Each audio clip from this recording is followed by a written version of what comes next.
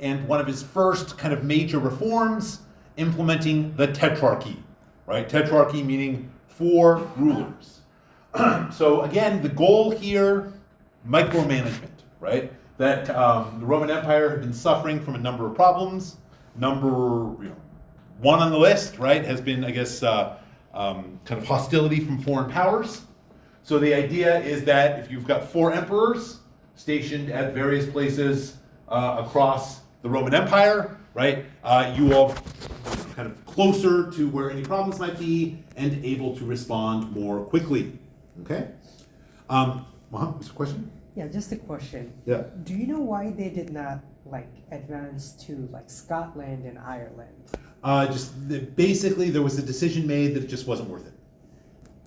Okay. That it was too much. It would have been, the cost would have been too high for the gain. Okay. Okay. So the way the tetrarchy worked, right, is that Diocletian basically co-opts his buddy Maximian. They're going to be the senior emperors, or Augusti. Diocletian and Maximian, right? And then they have 2 junior emperors called Caesars, who they both adopt. And then the plan is that at some point the Augusti will retire, the Caesars will be elevated, right? They should be kind of seasoned, capable leaders, and they will adopt their own new Caesars. Questions here? No? Wow. So it's not going to be their offspring. They're going to adopt someone else. Right. So again, hearkening back to kind of the 5 good emperors, the idea is that you are going to adopt someone who is going to be a capable, basically a capable emperor, right? So someone who's already kind of distinguished themselves. Okay. All right. At least that's the plan. All right. Now, some other reforms of Diocletian. Number 1, court reform. Increased ceremony, right? So more and more, and again, the Roman emperorship, I guess, has been trending in this direction ever since Domitian, right? Of showing that the emperor is special, that the emperor is sacred, that the emperor is not like anyone else, right? Because what's been happening during the crisis of the 3rd century?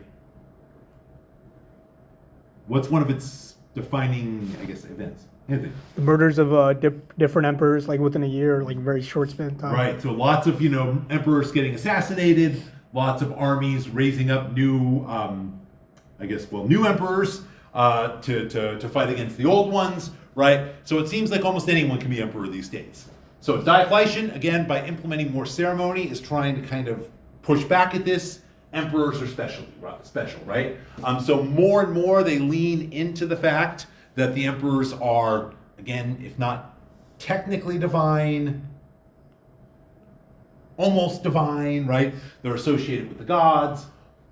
Even more kind of elaborate ceremony and etiquette about how people are supposed to behave in the presence of the emperor, right?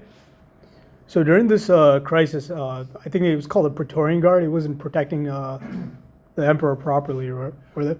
Well, it depends on whose definition of properly it is. So the Praetorian Guard was supposed to protect the emperor. Sometimes this meant killing the emperor and appointing a new one. So it goes in every direction. All right.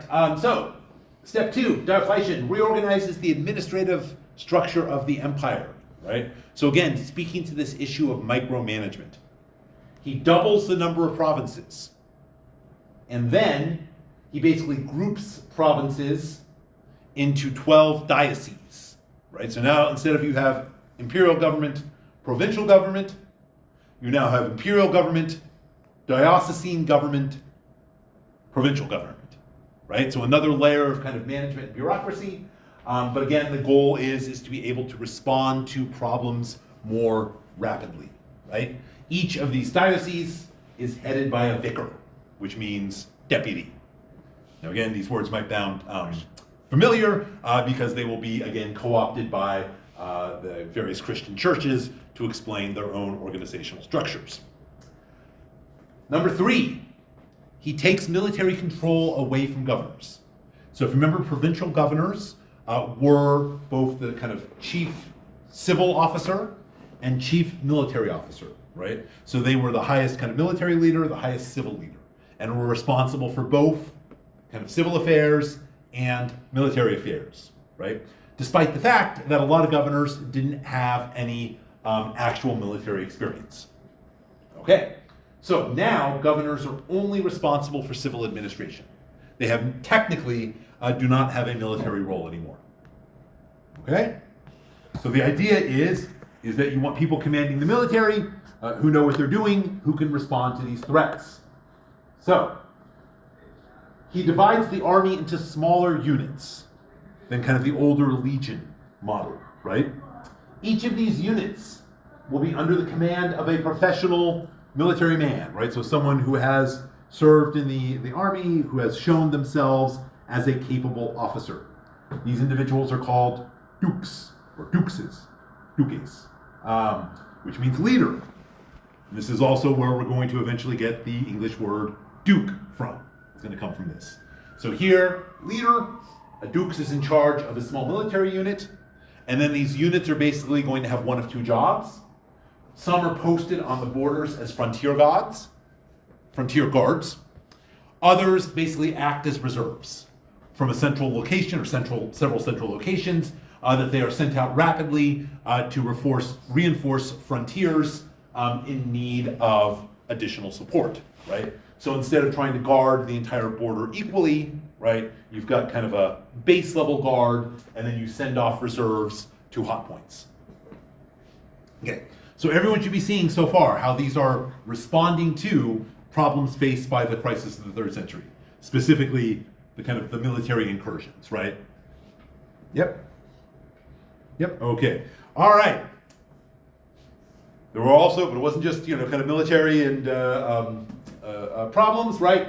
There were also all sorts of economic issues in the crisis of the 3rd century, right? Culminating with the devaluation of currency. So, what does Diocletian do?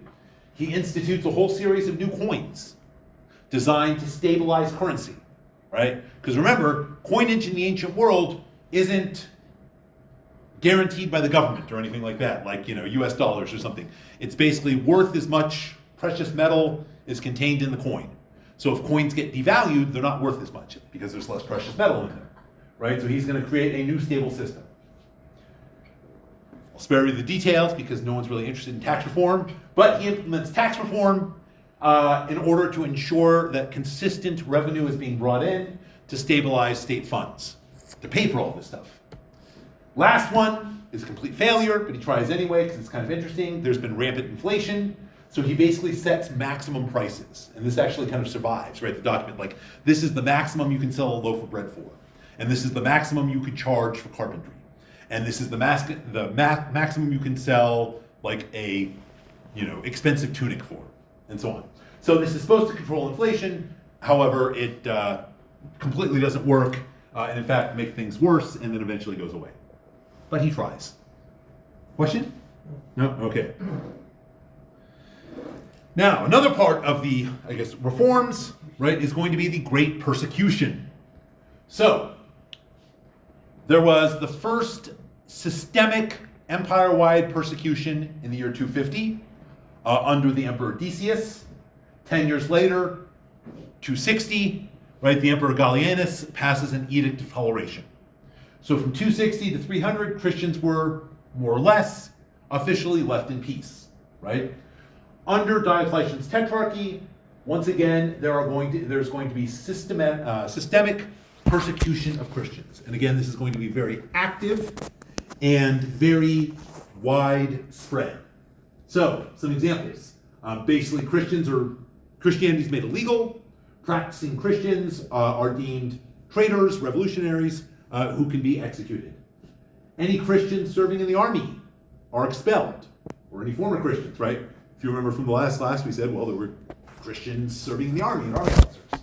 Actively destroying churches. If there's any Christians who have any type of kind of official status whatsoever, this gets stripped. If there are formerly enslaved persons, freed persons who are now Christian, they automatically get re-enslaved. Arresting active practitioners and clergy, and anyone suspected of being a Christian must demonstrate their loyalty to the Roman emperor and Roman state, right, by public sacrifice. So again, what's the cause of this, right? So the other reforms that we talked about, we can kind of see a connection between what was happening during the crisis and the reforms. However, I mean, the crisis is split between, well, I mean, kind of in the first half, there was persecution, there wasn't in the second half, when Diocletian comes to power, right? To what extent was this a response to the crisis of the third century, right? Is this a way of attempting to strengthen the state? Is this, just religious bigotry? Is it a combination? What's the cause of this? We're not really sure, right? But again, there's a deep commitment to it because a lot of resources and a lot of effort is invested in it, right? So it was viewed by at least several of the tetrarchs as being important. Okay, questions here? Questions? Okay. All right, so year 305, Diocletian decides it's time to abdicate, time to step down. He then informs Maximian of this. Apparently Maximian is not too happy about it, but goes along. They step down. Their Caesars, Galerius and Constantius Chlorus, are now kind of promoted up to the next level. They are the new Augusti, the new senior emperors. And they bring in and adopt two new Caesars, two new junior guys, Maximus Daia and Severus. Gets confusing. There's lots of Maxi kind of names here, but what are you going to do? All right. Who thinks this is going to end up well? It's not going to end up well. All right. So, moving on to today's class. Wait, Professor? Yes. So you had two Augustis and two Caesars. Yes. The Augustis, those are the Senior emperors. senior emperors, and then And then they basically adopt a junior emperor, right? A Caesar, who is an emperor, but is kind of a junior partner. And then the idea is, like what happened there, the seniors will abdicate together, the two juniors will now be in charge, and they'll bring in two new juniors. Oh, I thought Caesars were the seniors. No, Augusti are the Caesars. Okay. Yes. All right, Anthony. So the Caesars were actually under training at this time. I mean, kinda. I mean, they were experienced officials and military men. So it wasn't like they were like, 18-year-olds with no experience or anything, right? But they were seen as kind of like junior partners. They were supposed to kind of defer to the status of their Augustus, of the senior person. So I guess kinda training to be emperor, but I don't want to diminish the experience they already had. Jordan. Was Augustus seen as a greater to Julius Caesar, and is that why their names are tiered that way? Yeah. Short answer, yes, I would say, I guess. Part of it's just also what happened with the name, the title. Caesar and Augustus kind of become imperial titles. And then it's like Augustus Caesar, and so a little bit of that, and then just a little bit of just time passing, and just that's how kind of things evolve. All right, we good? Everyone good? All right, so 305, they abdicate. We have a new tetrarchy. Next year, one of the Augusti, Constantius Chlorus, dies. Okay, so in theory, what's supposed to happen, right, is the Caesar is supposed to be elevated, you're supposed to get a new Caesar. Instead, Constantius's army basically says that his son, Constantine, is now emperor. So his army proclaims the son Constantine emperor, and to add insult to injury, proclaims that his son is the new Augustus. Right? So that he is essentially taking over his father's place as Augustus. Galerius, who is the, other, apart from Constantius Chlorus, right, was the surviving Augustus, is not happy about this, but he recognizes that, okay, things are a little unstable there, we need the army. He grudgingly accepts this, but says, no, Constantine will be Caesar, he'll be junior to Severus, I think it was, in the West, yeah, Severus, right? So he's like, okay, I'm gonna accept this, it's not the way it's supposed to happen, the army's not supposed to decide, I'll make a concession, but Constantine has to be Caesar, not Augustus. So Maximian Diocletian's old partner, who had abdicated with him, again, he was a little salty about it. He's like, oh, this is the way it's going? So he then unabdicates, says, no, I'm Augustus now, and declares that his son, Maxentius, is his co-emperor. So long story short, we get a long civil war. Even some more individuals kind of make their way into the mix as well, too. A momentous event happens, year 312. So here there's going to be a big battle. Constantine is going to defeat his chief rival in the west, Maxentius, who was the son of Maximian. Right? After this battle, Constantine is kind of the unquestioned, unrivaled Augustus in the west. Right? There's no one to say, no, you're not Augustus anymore. He's the one that assembled the Council of Nicaea, right? Yes. Although more on that in a second, right? Now, the shocker, seemingly out of nowhere, is that Constantine attributes his victory to the Christian God. He says, through the Christian God, I was able to succeed. So this brings us to our first primary source, Eusebius, right? On, again, well, this battle and Constantine's recognition of Christianity. Okay, so is there anything that kind of struck you as interesting or important about the story of Constantine here? Anthony? I mean, I can connect it to Christianity because, like the symbol of the symbolism of the cross just means that Christ's victory over death, and so I think he kind of like adopted that victory over death in a way. You can see the like a connection between that. Okay.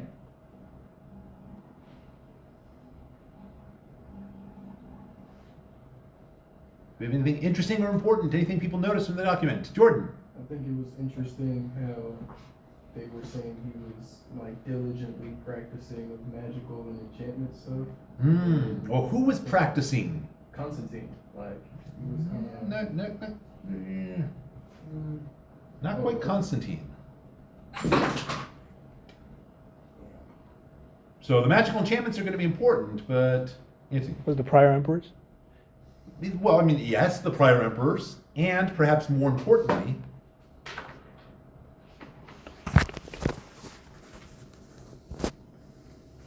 okay, let's start at the beginning. All right, well, first off, who's writing this? Who is Eusebius?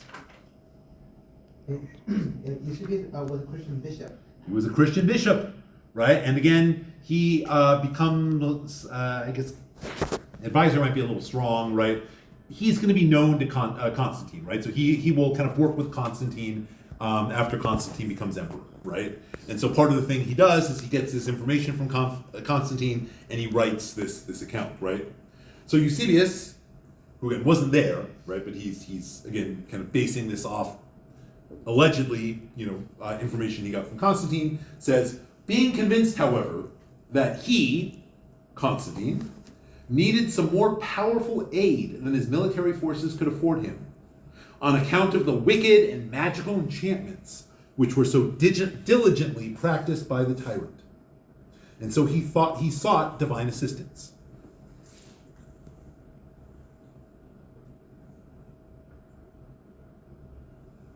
So what's Eusebius saying here? Right? Yeah? That he needs a stronger army, so he reached out to God. In a way, right? Yeah. That his army itself is not going to be strong enough to win.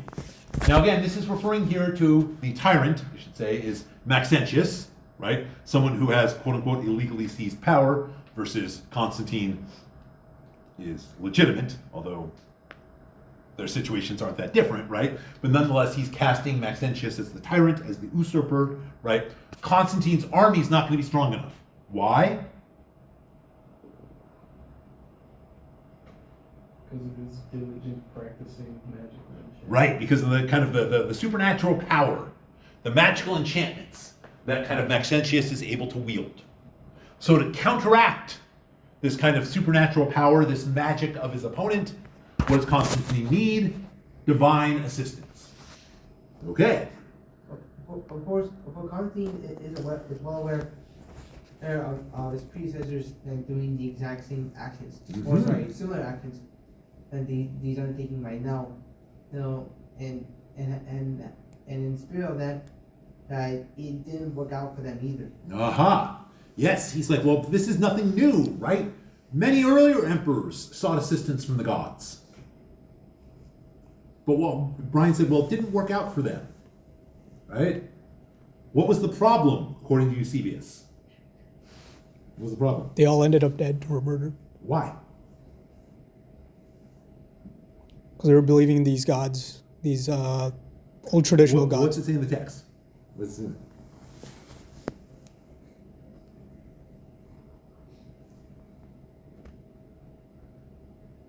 What's it say? Oh, custom.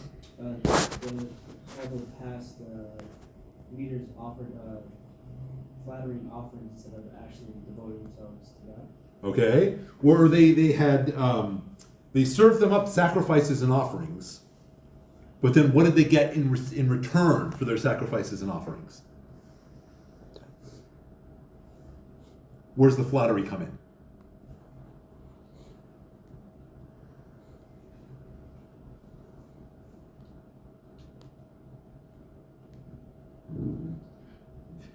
These earlier emperors, these earlier leaders sought the assistance of the gods. They gave them offerings and sacrifices. What did they get in return? Not a happy ending. Not a happy ending. Unhappy. Yeah, right. An unhappy ending, right? But they had, and in the first place, they had been given back flattering predictions. In other words, the gods, or possibly the gods' representatives, were just telling them what they wanted to hear. They were just blowing smoke, right?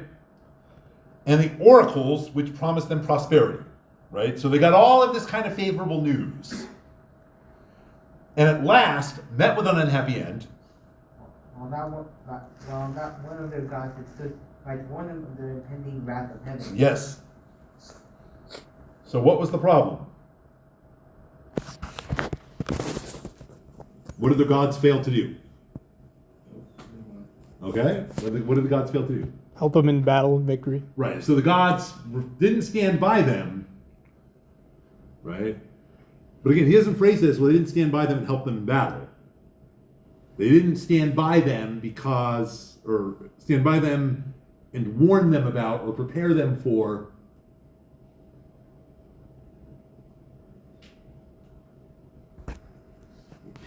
The impending wrath of Yeah, so what do you think that means? like death or failure? I mean, it does mean death and failure. But who's causing the death and failure? The gods? Or Remember, think about who's writing this. Christian bishop. Thank you. Christian bishop. I get the non-believing emperors. Well, they're going to, suffer. They're going to die. They're going to lose in battle. But this is being characterized as the result of someone's wrath. Christian gods. Wrath. Right? So what they don't know and what people don't know is, right, is that from the perspective of Eusebius, right, the Christian God is behind everything, right? So they turn to their Roman gods for assistance and support. They get told all of these flattering things. In the end, though, the gods don't stand by them, right? They don't help them and don't give them a heads up that there's this greater power that's against them. The Christian God, heaven. Everyone with me so far? All right. So Constantine then is going to do something new, right? And now we're going to get some creative rewriting here. While one alone, who had pursued an entirely opposite course, who had condemned their heir and honored the one supreme God during his whole life, and had formalized him to be the savior and protector of his empire. So here, Eusebius is talking about Constantine's father, Constantius Chlorus. And he was successful, according to Eusebius. Why? Because he put his faith in the Christian God. Sort of. That's what Eusebius is implying here, right? He honored the one supreme God. And again, he's kind of saying the Christian God and is trying to rewrite it as the Christian God. Or I guess that is what he's saying, kind of the Christian God, or saying it without saying it, right? So here's the thing with Constantine's father. Constantius Chlorus was not a Christian by any recognizable manner. He honored the god Sol Invictus, the unconquered sun. And it appears that he had viewed Sol Invictus as being the most powerful of the gods, the chief god worthy of worship. Remember henotheism? What's henotheism? You believe in multiple gods, but there is one chief god. There's one chief god, one kind of super powerful god, right? Sol Invictus. And Constantine. Oh, wait, that's my other slide? Oh, no, that was the other class. Sorry. I guess that is. Okay. Yeah, Constantine too seems to have been an adherent of Sol Invictus, right? So what Eusebius is doing here is doing some kind of creative rewriting, of, well, his dad worshipped one god, and if he's worshiping one god, it's got to be the Christian God. The one, because that's the only supreme one God there is. So he's kind of, erasing or kind of rewriting some stuff, right? So Constantine learns the lessons from his dad. Instead of looking to the many gods, he's going to look to the one God. All right, Brian. One thing I noticed is that during this time, a lot of mystery cults were forming. For example, like the Egyptian goddess Isis started becoming really popular, and one of her things was that she was considered to be the universal goddess in all goddesses, like Demeter, Hera, whatever, certain aspects of her. Same thing with like the Ptolemaic goddess Serapis, who was like a fusion of Osiris and Hades and Dionysus. It seemed like people were sort of looking for like a universal deity at this time, and it just so happened that the Christian God became, for whatever reason, selected. That's what it seems like. So it's a fair point in the sense that there are kind of more and more, we might say, kind of henotheistic, cults or religions in that way. So, there is this kind of look for an all-powerful force, I would say, right? So, Eusebius, however, is not going to say that. Eusebius believes there is one God. So if Constantius' father was worshiping only one God, which again is some kind of fudging, folding here, right? Then obviously it was the same one supreme God as the Christian God, right? And his son is going to take lessons from him, and his son then is going to turn to the one true Christian God. To solidify this, though, right? Because again, Constantine's still trying to kind of figure out. He makes a prayer, right? What happens?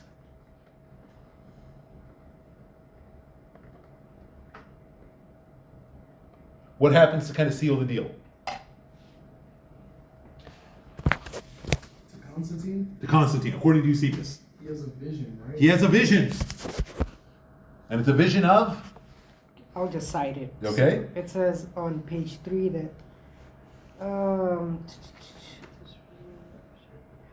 he says, "In this representation I myself have had an opportunity of seeing.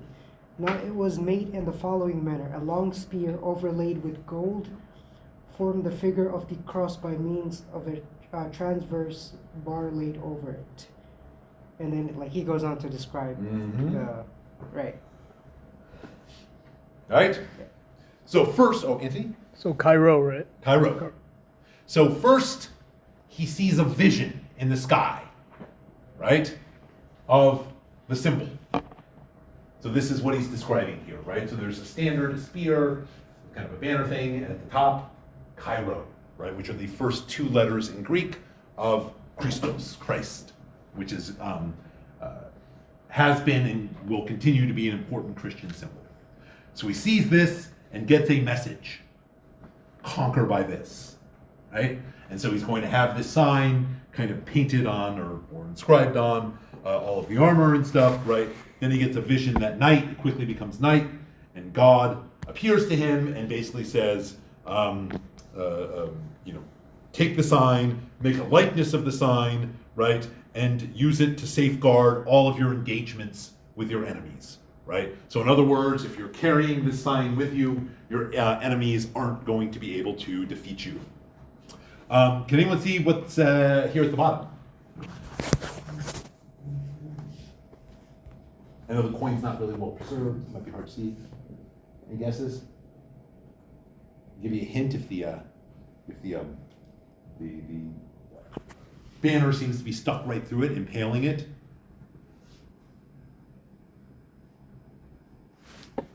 But Is that a snake? It's a snake, right? So it's piercing, impaling the snake, right? Which again is going to be important in Christian imagery, again associated with the devil, with the adversary of God, also possibly kind of connected with his opponents, right? That he is conquering his opponents, who are also opponents of God, but heavy symbolism there. All right, was there a question I saw? kind of looks like a cross. If you look at horizontal and vertical, kind of matches up. Oh, that's what they say. Oh, that's the standard. That's what Eusebius describes. He's like, it forms a cross. There's a spear with a transverse, right? So you've got a cross there, and then there's going to be a banner hanging from it, and then you've got the Chi-Rho symbol on top. So it's very much it's supposed to be a cross. Okay. So Constantine wins. According to Eusebius, what does he do afterwards? This is paragraph 32.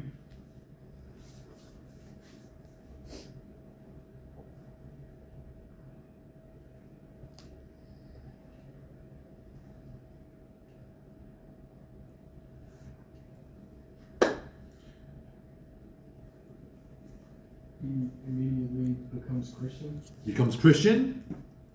He resolves to worship no gods other than the Christian God. He's only going to worship one Christian God. And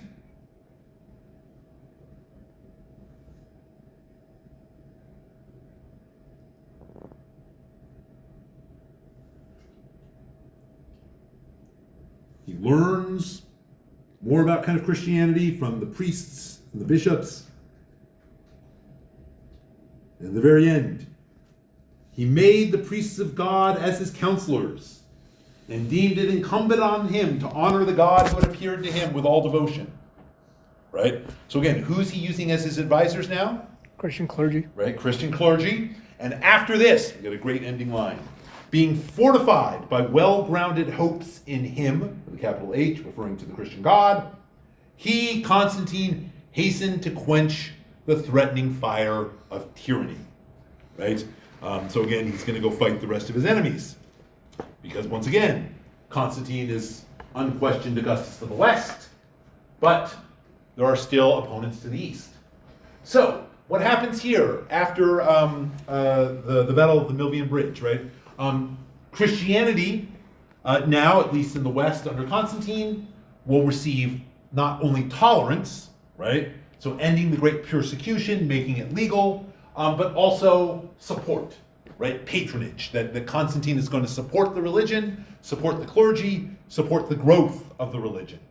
Christianity is going to grow very, very rapidly. 324, Constantine defeats his last opponent, right, who claims the throne, a guy by the name of Licinius, who we didn't even mention earlier because he wasn't around, right? This makes him now the sole emperor of Rome.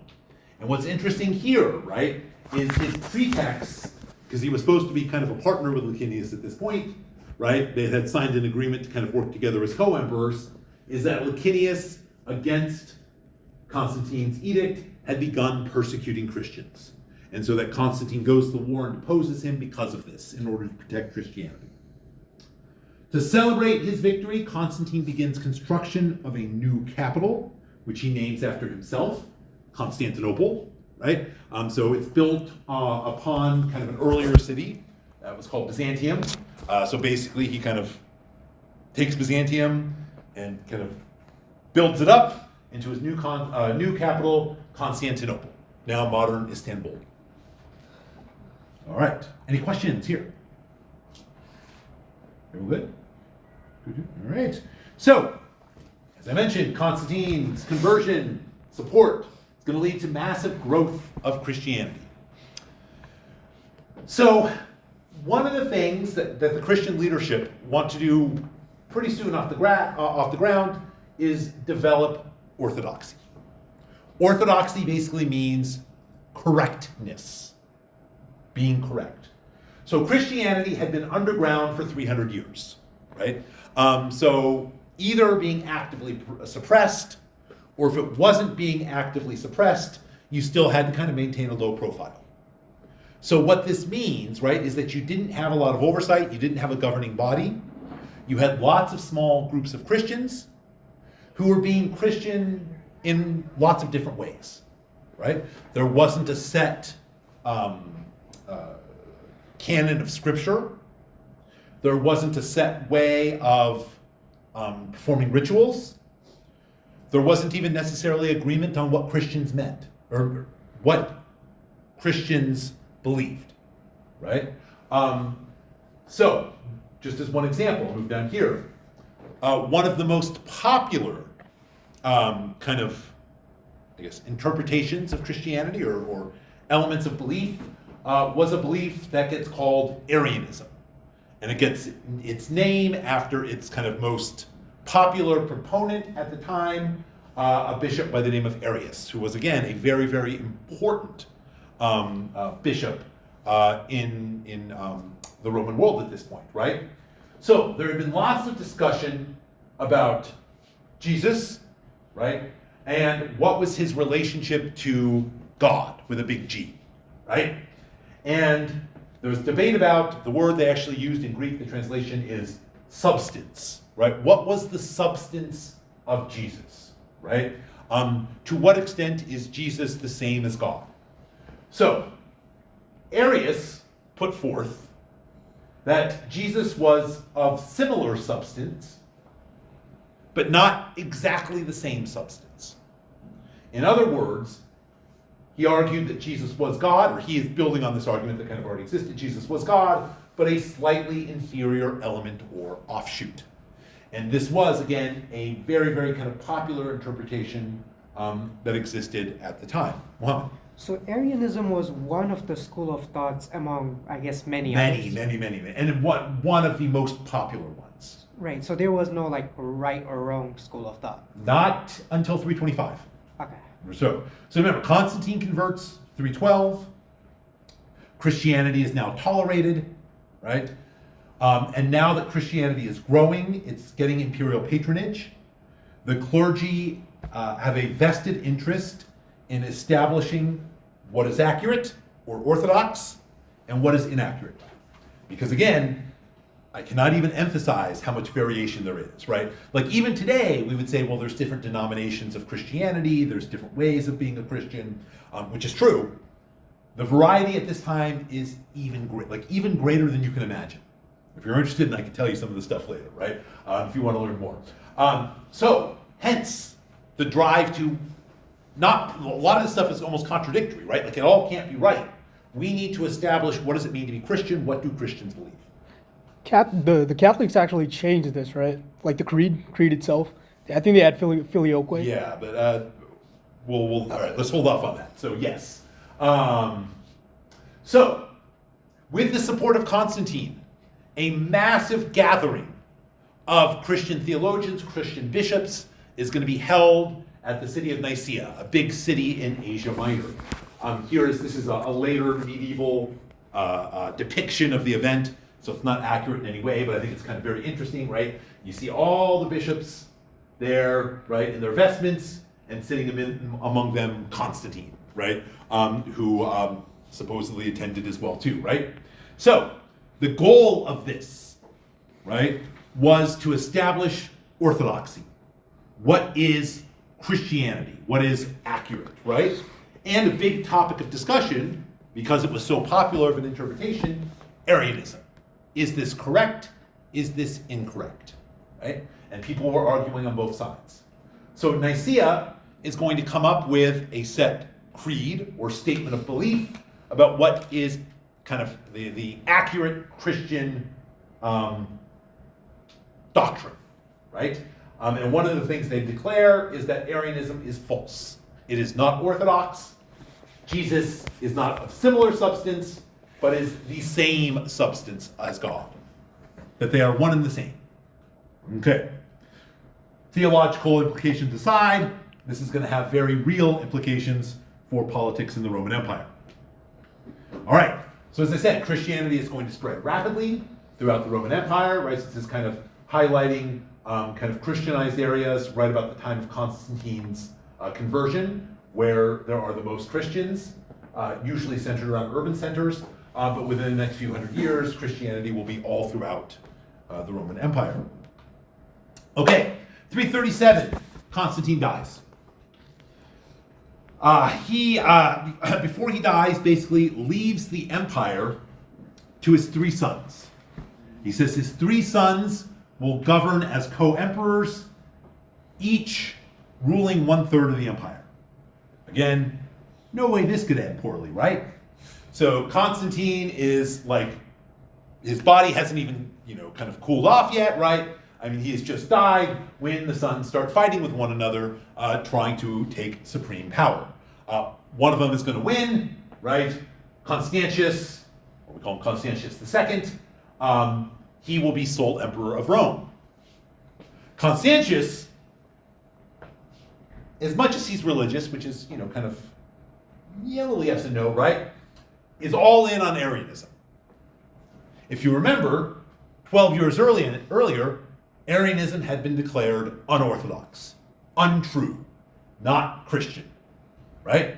Constantius doesn't really care about that. And still starts lending his support to Arian or Arian-leading Christian theologians.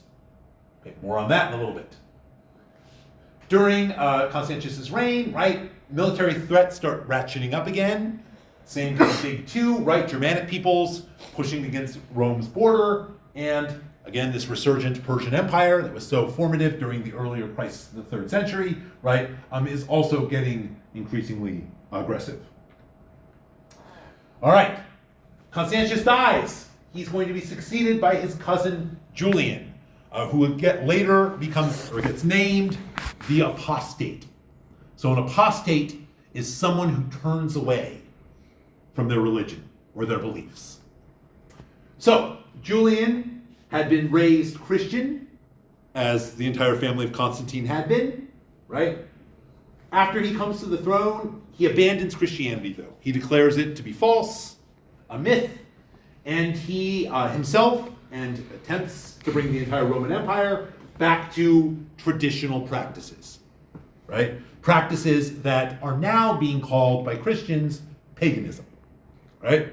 So where paganism comes from, a paganus is someone who lives in the country, right? So the opposite of someone who lives in the city, right? A civis, a paganus, lives in the country, right? Now thinking about all the stereotypes that maybe city people have about people who live in the country, right? Christians had started referring to the older traditional Greco-Roman practices as kind of the practices of country folk, of rustic people. In other words, worthless superstition by people that don't know any better, right? So by calling it, paganism, right? They're basically trying to demean it by associating it with people who are looked down upon as being uneducated and easily swayed by superstitious belief. That's why a lot of these monastics were deployed to the countryside, right? I'm not talking about here. I'm just talking about in like general. No, I'd say more the monastics would be declared to the countryside to get them away from the cities, because it's about removing yourself from human society as much as possible. There might be an ulterior motive, but no, I don't think so, or not that I'm aware of. Okay, now he recognizes how popular Christianity has become so quickly. So he tries to kind of reorganize traditional practices and tries to build more of a community and even a church around, again, the quote-unquote pagan religious beliefs. So he'll do things like implementing like charity drives, right? Where practitioners at temples will bring goods and they'll be given to the poor, kind of emulating Christian practices, right? So he puts all of these in place and then quickly runs off to go fight against Persia. He will be killed in battle. Some insinuate that he was killed by someone on his own side, who was not happy with his return to traditional beliefs, and the army quickly retreats. At this point, no surviving members of Constantine's family. Wait, so that bishop is right. When you seek the help of the pagan gods, you lose the battles. But when you seek the help of Christian God, you win. I guess I would say Eusebius. Well, Eusebius would agree with you, but I would say, well, we'll see plenty of Christian emperors that also lose. But fair enough, right? So he was the last member of Constantine's family. You now need a new emperor. So a general by the name of Jovian, who is traveling in the army, also a Christian, is going to be proclaimed emperor. However, he's going to die on the journey back and never actually reaches Rome. So we need a new emperor. We get another general by the name of Valentinian. And so he will co-opt and appoint his brother Valens as co-emperors. Valentinian rules in the west, Valens in the east. 10 years later, Valentinian dies, just kind of setting the stage. He's going to be succeeded by his two younger sons, Gratian and Valentinian II. A couple years later, Valens is going to die fighting against the Goths. More on that on Monday. Okay, so at this point, you still have the relatively young, under 20, Gratian and Valentinian II. Their position is a little bit tenuous, right? There's some discussion that, look, maybe they need to bring on someone with kind of some wisdom, some experience, some additional clout. So they bring in one of the leading generals, a guy by the name of Theodosius, to serve as co-emperor. So the three are going to rule together until Gratian dies. Valentinian will eventually die. Theodosius will rule longer. Now, from the time of Constantius II, pretty much all of the emperors had been either Arian or leaned Arian. Right? And Arianism, despite being declared unorthodox by the Council of Nicaea, seemed to be on the rise. Theodosius, however, was a very devout, very pious Orthodox Christian, in the sense that believing that Jesus and God were the same substance, one and the same. Okay? And he is going to invest a lot of effort into ensuring that Orthodox Christianity, or Catholic Christianity, the two mean the same at this time period, right, is Christianity, right, to eradicate Arianism. So 380, he passes the Edict of Thessalonica. All right, so this is also from the reading from PS 41, but I have it up here because this is really, really important. So we desire that all the people under the rule of our clemency should live by that religion which divine Peter the Apostle is said to have given the Romans. What does that first part mean? What is he saying in this imperial edict? Right. What is the first sentence? Or first half. Okay. Have to hear. What's he saying? Yeah, Brian? And so just in that first paragraph, he's saying that everyone doesn't under sorry, he's saying that everyone doesn't under his rule should follow the same religion. Mm-hmm. They believe in the same I believe in the same God. One deity of Father, Son, and the Holy Spirit. So Christianity. Yes. And who are all the people under his rule? Who does that refer to? I'm referring to the Pope Demas and Peter. Not there yet. He says all the people under the rule of our clemency. Who do you think that refers to? Who is under his rule? People under the Roman state. Everyone, right? Everyone in the Roman Empire is under his rule. He is Roman emperor. So he's saying that everyone in the Roman Empire, what does he desire them to be? Christian, right? So with this edict, what he's doing is that he is making Christianity the official religion of the Roman Empire. That it's not just tolerated, it's not just supported, But now the Roman Empire is a Christian empire. And, theoretically speaking, all Romans should be Christian. It's crazy how Islam takes over 4 of the holy seas, but can't take over Rome. It's interesting, yeah. Yeah, so that'll be a story for another time, but yep. And he says, kind of clarifying this, right? The religion, which is evident that these 2 important clergy, Pope Damasus and Peter the Bishop of Alexandria, another important bishopric, right, followed. And that we should believe in one deity, the Father, the Son, and the Holy Spirit, with equal majesty, right? In other words, same substance, not Arian. And according to the Holy Trinity, yada yada. We authorize the followers of this law. What's the law?